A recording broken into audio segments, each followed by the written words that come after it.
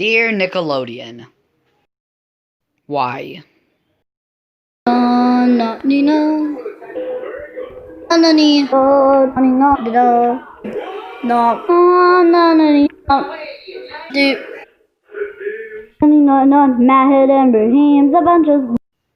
Okay, time to talk about Kamp Koral. In case you've been living under a rock and don't know what I'm talking about, Kamp Koral is going to be a spin-off to SpongeBob SquarePants coming out this year.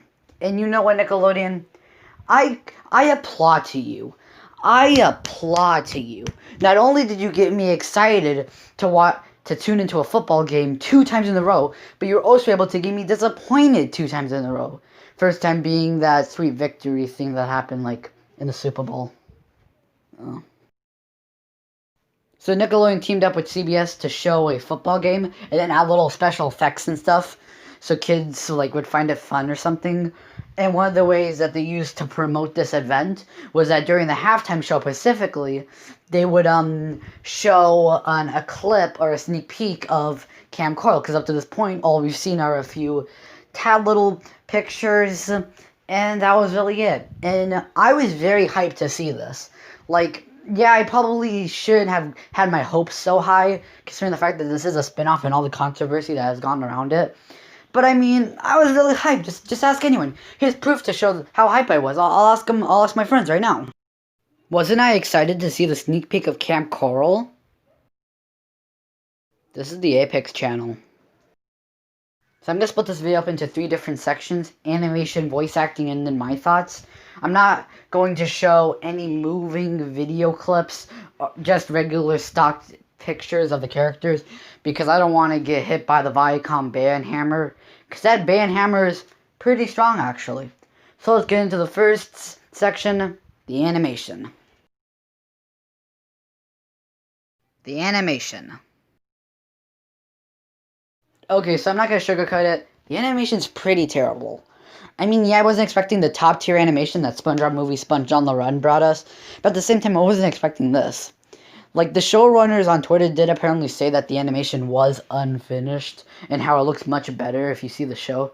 So yeah, I'm not really digging it. It's like it's trying to imitate Season 12 SpongeBob with all his wacky faces, but it just fails so hard. And I mean, it's not bad. It just looks plastic. Looks like a toy. And also the character designs are even worse. You thought Patrick with green pupils is terrifying? Look at Sandy. She looks like she just got wet or something. She looks like one of those grumpy cats that get wet. And it's just so ugly. Why did they give her braces? Why did they give her that? I don't know. Why is SpongeBob's buck teeth so big? Why are they so crushed together? It looks like Squidward just split them together. Squidward also does not look like what he did in SpongeBob Movie 3.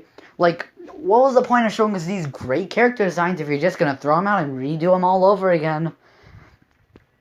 That's enough on the rant, actually. If I go all about the animation, this video is just gonna be 20 minutes long about how bad it is. I'll probably just show you a picture of it to show you how bad it is. Anyway, on to the next part, the voice acting. The voice acting. So one thing that puzzled me is that in the SpongeBob Movie 3, they had kid actors to voice SpongeBob when he was little, but for some reason in this one, in the Kamp Koral, they're just going to have the voice actors' voices slightly sped up, so that way it can mimic a child. And now the children no, the actual adult ones play SpongeBob. Tom Kenny, Bill Fargerbog, I don't know his name. Why? You had perfect child actors on your hand. I mean, I don't know their names, but I mean, they exist. I'll probably put a picture up to show you, but why? Were they too expensive for you guys? I don't know. It's puzzled me. Because then, if that was the case, then were they always gonna have it? Were you gonna hear slightly sped up versions of the character's voice in the movie 3? It's just something that puzzled me. And that's the only reason why I even have this voice acting section of the video, because I just want to know. If anyone knows why they're choosing to use the usual voice actors for this, let me know in the comments, because it's actually really puzzling. And now, I know that part was quick, but now I'm going to show my thoughts, which, I mean, I already said most of my thoughts, but I'm just gonna share it now. My thoughts. So my thoughts. So even though I've been bashing on this project this whole video, being like, oh, the animation sucks, the voice actors aren't fit for the roles, the jokes are pretty good. Like, they're not, like, laugh out loud funny, but, I mean, it's typical SpongeBob humor. So, I mean, am I gonna watch it? Probably. I don't have Paramount Plus, so I don't know how I'm gonna watch it. But I'm probably gonna check it out one way or another. And, I mean, who knows? It could all change. Like I mentioned in an earlier part of the video, they did say that this animation was not what he has been seeing Vincent Rawl said. So, I mean, it could always look different. It could always look 10 times better than maybe the movie. Who knows? The voice acting is also good. I mean, it's like the voice of SpongeBob, so I mean, obviously it's gonna be good. So, I know I'm gonna have to check it out, and then I'll probably give, like, a full review, maybe, like, go back, change some things I said, maybe, like, say, like, okay, maybe I thought this was right, maybe I still think that this sucks. I don't know. I think that's all I can really say, because at the same time, this is just a sneak peek. It's not really out yet. So, I mean, I can't really say any more than what we saw in the sneak peek. So, I mean, yeah, that's all I really have to say. I'm gonna keep an open mind. Maybe if I watch the first episode, I'm gonna, like, throw out all my mind about, like, all my, like, biases. Like, I'm gonna remove any thought of, anything, like, the whole controversy. How, like, oh, this is disrespecting Stephen Hillenburg's listening to you. Anything like that. And just watch it like a normal SpongeBob episode. Maybe, like, a flashback. Because, truth be told, I did like those flashback scenes in SpongeBob Movie 3. They had good animation. The characters were funny. And, yeah. The only thing I could really give in a complaint, though, was, you know, the continuity errors all over.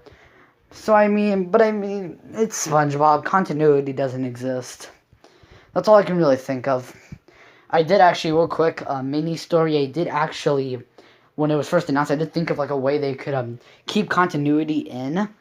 By, one of the ways I thought was, have Sandy be maybe on a fishing trip with her dad on the top, like, above sea level, where, like, the little island is. Maybe they camp for the whole series, and then every now and then she goes under the sea with her dad, or maybe watches over and, like, maybe, like, helps SpongeBob out, but without her seeing them, because maybe the dad's like, don't make contact to them, and then maybe it inspires her to go ahead and decide to live in that same place that she went camping with. I think it was a good idea. But I don't know. Mr. Krabs and Plankton being on the same amount of age, I honestly don't mind. I think it's, like, a good reason for SpongeBob to, like, then go to work with them.